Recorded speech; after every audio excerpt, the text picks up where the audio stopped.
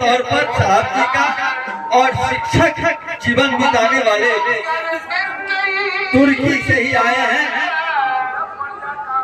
अवकाश प्राप्त शिक्षक और महात्मा श्री रामेश्वर साहब जी अखिल भारतीय कबीर विचार मंच के राष्ट्रीय कोषाध्यक्ष और वर्तमान में अभी कुछ दिन पहले जिनका चादर पोशी हुआ है महात्मा के तौर पर, वो दोनों हमारे बीच में उपस्थित हैं। उनके नाम पर भी अब ताली बजा के स्वागत करें।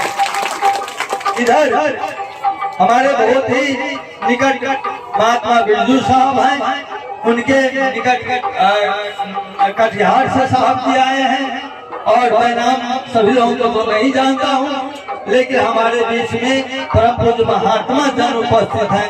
आप तमाम लोग उनका खूब ताली